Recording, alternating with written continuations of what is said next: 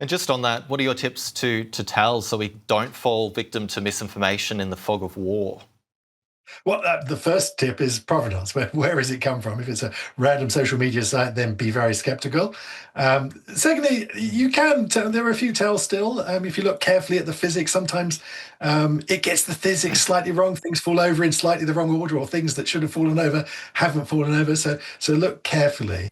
But the most thing is where did it come from? Can you trust the person who's trying to show you this?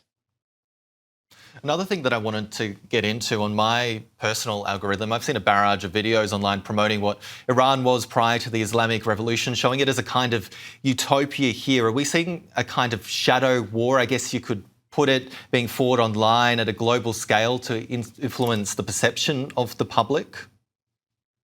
We are, and that's not just humans that are trying to influence you. There are AI bots that are doing it as well, trying to do it at scale, manipulate the algorithm so that your feed gets full of this content. So yes, it is very much winning hearts and minds. Wars are fought not just physically, but in the hearts and minds of the public willing to put up with these things. And so there's definitely people trying to influence you in these ways. Again, if you want to make sure that you're getting the news, probably going to have to turn the TV back on. It is quite scary that perhaps unconsciously we're being sort of shown these videos and influenced in that way. We might not be aware of it, and it's very subtle as well. Broadly speaking, do tech giants have a responsibility to shut down propaganda online? Yeah, no, I'm glad we've got to this point. I think we do. I think we're not holding the social media giants, the tech giants, to enough accountability. This content, we've had fake photography since we've had photography, but the problem is that social media can put it in front of millions of eyeballs, and we're not holding the social media platforms responsible for propagating that harm. And I think it used to be, it wasn't such an important part of the media. Now, most people, get a lot of their news from social media. Facebook is the largest news organization on the planet. We probably need to hold them to the same standards that we hold you to.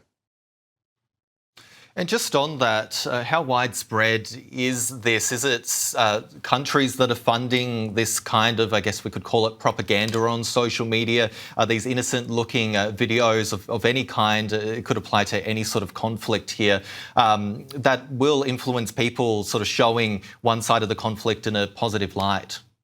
Yeah, so it's people at all organizations at all levels. So we'll have, Russian and North Korean actors doing it. There, of course, the terrorist organizations in those places will be doing it, and then there are just influencers just trying to make money after social media, and they don't actually really care too much about the message they're selling. They're just trying to sell adverts and buy your attention. So it's people at all different levels are doing it.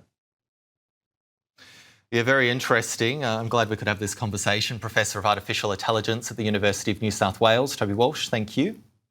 Thank you, Jack.